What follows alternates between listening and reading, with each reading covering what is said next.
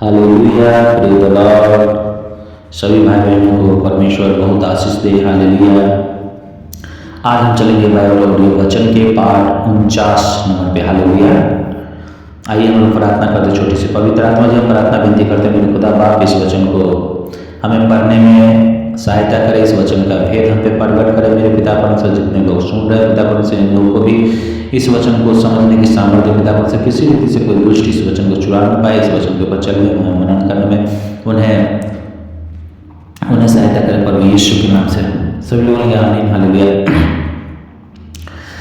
देखते हैं उराव पुत्र का दृष्टांत। फिर उसने कहा, किसी मनुष्य के 2 पुत्र थे। उनमें से छोटे ने पिता से कहा, हे पिता, संपत्ति में से जो भाग मेरा हो वह मुझे दे दीजिए। उसने उनको अपनी संपत्ति बांट दी। बहुत दिन न बीते थे कि छोटा पुत्र सब कुछ इकट्ठा करके दूर देश को चला गया और वहां कुकर्म में अपनी संपत्ति उड़ा दी। जब वह सब कुछ खर्च कर चुका तो उस देश में बड़ा अकाल पड़ा और वह कंगाल हो गया। इसीलिए वह उस देश के निवासियों में से एक के यहाँ जा पड़ा। उसने उसे अपने खेतों में सूअर चराने के लिए भेजा। हालेलुया।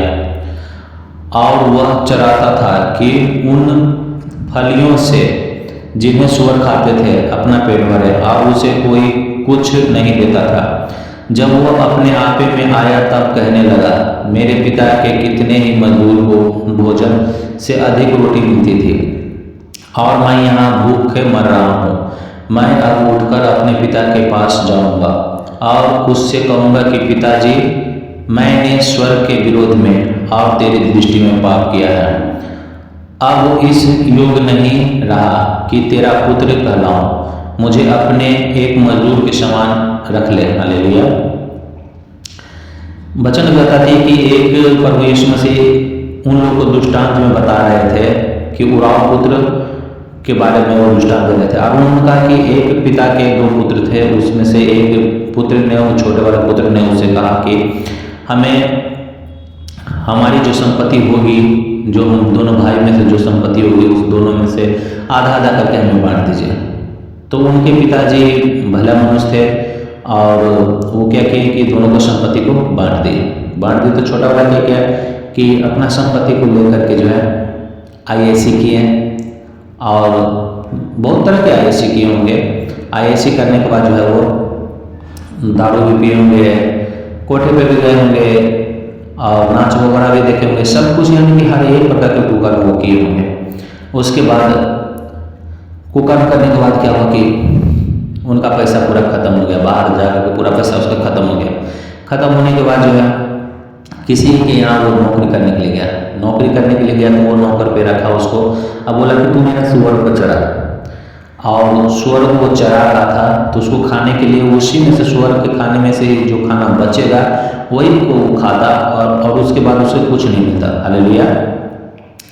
तो फिर वो वहाँ पे जब सूअर के खाना खा रहा था और पेट भर के भी खाना जब नहीं मिल रहा था, तब वो सोचने लगा कि अरे मेरे पिता के यहाँ तो इतना नौकर है और उसको अच्छे अच्छे खाना मिलता है, और हम अपने पिता के पास से भाग आए हैं और यहाँ दूसरे के पास हम आए कि हम ज़्यादा कमाएंगे, ज़्यादा आशीषित होंगे, लेकिन यहाँ पे तो हमें सूअर के साथ रहना पड़ता है, सूअर को रोटी खाना पड़ता है, वो भी भरपेट नहीं मिलती है मुझे। सो मैं ऐसा करूँगा कि मैं अपने पिता के पास जाऊँगा और पिता से मैं कहूँगा, हे मेरे पिता, मैंने स्वर्ग के विरोध में और तेरी दृष्टि में पाप किया है। अब मैं इस योग नहीं कि मैं तेरे पुत्र कहलाऊँ, मुझे अपने एक मजदूर के समान रख ले। हालेलुया। अब उसके बाद आगे देखते हैं। तब वो उठकर अपने पिता के पास चला। वो अभी दूर ही था। उसके पिता ने उसे देखकर तरस खाया और दौड़कर उसे गले लगाया और बहुत चूमा। पुत्र ने उससे कहा, पिताजी, मैंने स्वर्ग के विरोध में और तेरी दृष्टि में पाप किया है और अब इस योग नहीं रहा कि तेरा पुत्र कहलाऊं। परंतु पिता ने अपने दासों से कहा, झट अच्छे से अच्छा वस्त्र निकालकर उसे पहनाओ और उसके हाथ में अंगूठी और पाँवों में जूतियाँ पहनाओ और पला हुआ बछड़े ला करके मारो, ताकि हम खाएं और आनंद मनाएं, क्योंकि मेरा यह पुत्र मर गया था फिर जी गया है, खो गया था अब मिल गया है। और वे आनंद करने लगे। परंतु उनका जेठा पुत्र खेत में था। जब वह आते हुए घर के निकट पहुंचा तो उसने गाने बजाने और नाचने का सब सुना। अतः उसने एक दास को बुला कर कहा, पूछा, यह क्या हो रहा है? उसने उससे कहा, तेरा भाई आया है और तेरे पिता ने पाला हुआ बछड़ा करवाया है, इसलिए कि उसे भला चंगा पाया है। यह सुनकर क्रोध से भर गया और भीतर जाना न चाहा, परंतु उसका पिता बाहर आकर उसे मनाने लगा। उसने पिता को उत्तर दिया, देख, मैं इतने वर्ष से तेरी सेवा कर रहा हूँ और कभी भी तेरी आज्ञा नहीं डाली, तो भी तूने मुझे कभी एक बकरी का बच्चा भी नहीं दिया कि मैं अपने मित्रों के साथ आनंद करता। परंतु जब तेरा यह पुत्र जिसने तेरी संपत्ति वेश्या में उड़ा दी है आया तो उसके लिए तूने पाला हुआ बछड़ा कटवाया। उसने उससे पूछ कहा, पुत्र, तू सर्वदा मेरे साथ है और जो कुछ मेरा है वह सब तेरा ही है, परंतु अब आनंद कर और मगन होना, क्योंकि यह तेरा भाई मर गया था फिर जी गया है, खो गया था अब मिल गया है। हालेलुया। वचन बताती है कि जब वो अपने पिता के पास लौट करके आया तब उसके पिता को दूर से ही देखा तो उसके पिता जो है उसको बाएं फैला करके उसके पास गया, उसको चूमा, उसको उससे गले लगाया, आनंदित हुआ। हालेलुया। आनंदित हुआ। उसके बाद उससे अपने नौकर को आदेश दिया कि इसके लिए अच्छे वस्त्र लाओ और अच्छे वस्त्र को पहनाओ और इनके लिए गाय को काटो और मीट बनाओ, भोज तैयार करो और सबको भोज करवाता दो और गाना बजाना हो रहा है वहाँ पे। तब उसका बड़ा भाई जो आता है, जेठा भाई, खेत में से जब काम करके, तो वो कहता है कि क्या चीज का आवाज है? तो एक नौकर कहता है कि तेरा भाई जो आया है, जो भाग गया है ताल लेकर के, संपत्ति सब बंटवारा करके, वो भाई तेरा आया है। तो उसका भाई जो देखा ये सब चीज, तो वो उस घर में जाना पसंद नहीं किया, बहुत उदास हो गया। तब उसका पिताजी कहता है, तू इतना नाराज क्यों है कि तू चल। तब उन्होंने अपने पिता से कहता हो कि मेरा भाई को तूने संपत्ति दे दिया और वो सब कुछ उड़ा करके आया है, तो तू उसके लिए बाजा बजा रहा है और खाना में पार्टी कर रहा है, मीट वगैरह बनवा करके, और मेरे लिए तो आज तक कुछ भी नहीं किया जो हम अपने दोस्त के साथ आए क्या कहते हैं उसको आनंद करें।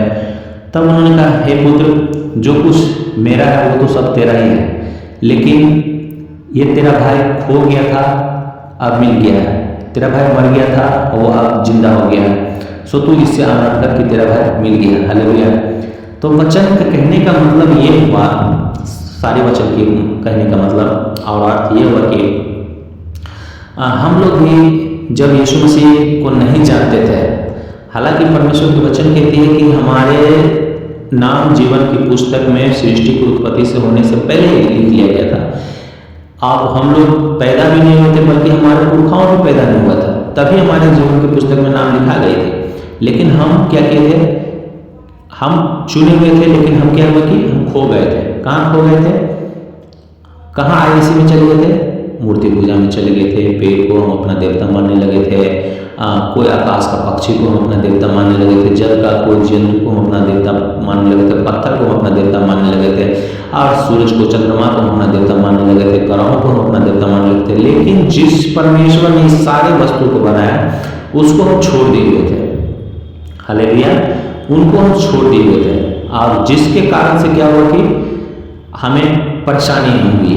जिस तरह से उस भाई को सुअरों के साथ रहना पड़ा और पेट भर उसको खाना नहीं मिल रहा था, उसी तरह से हमें भी तरह तरह की बीमारियां हुई, तरह तरह की क्लेश हुई, चाहे पैसा होने के बावजूद भी हमें शांति नहीं मिली।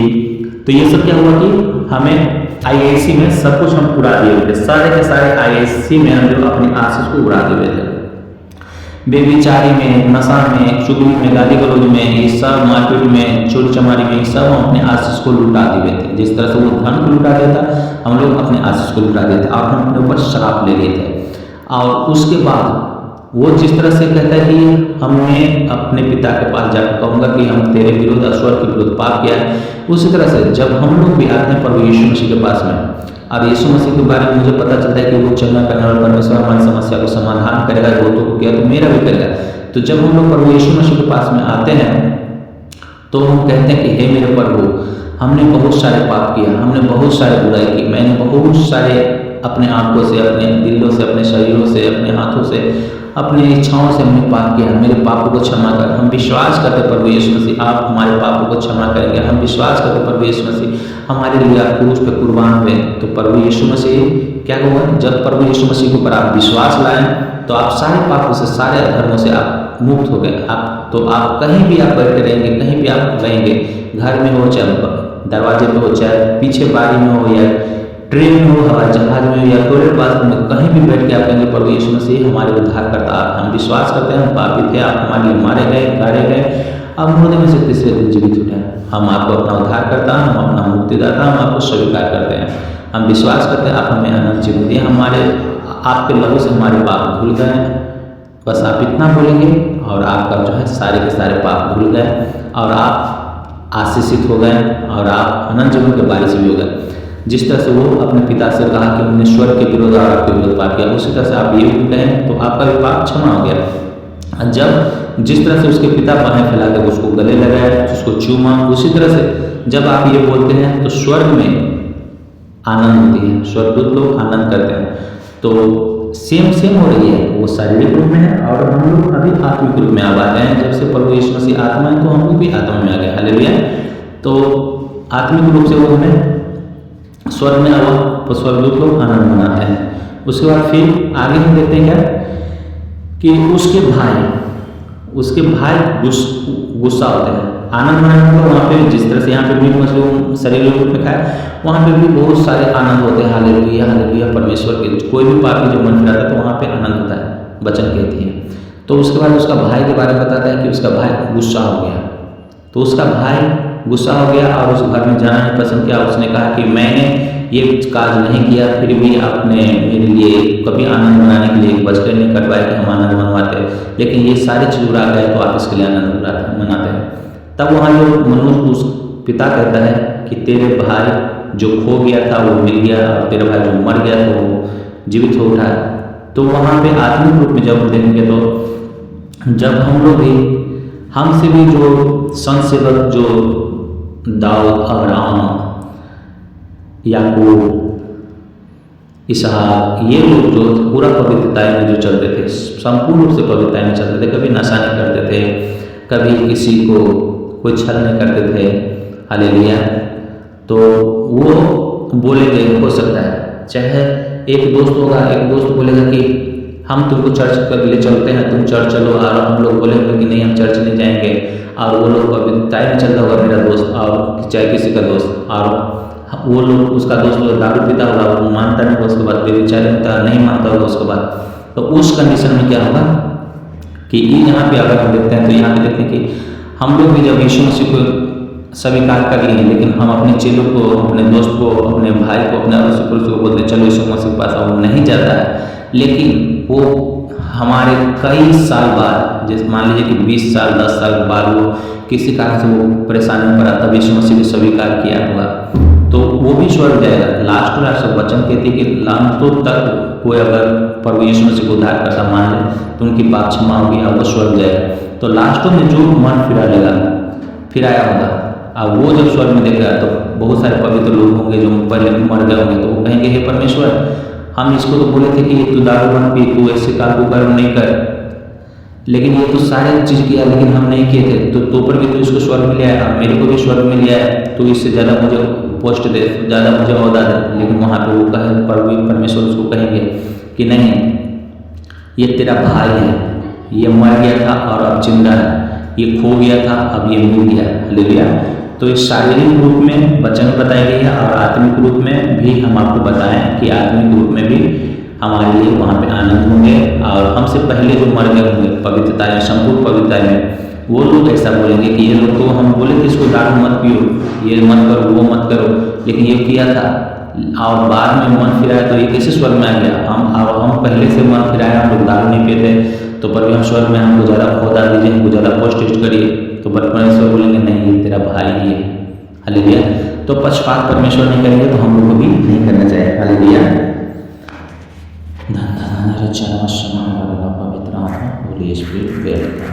धन्यवाद जीसस।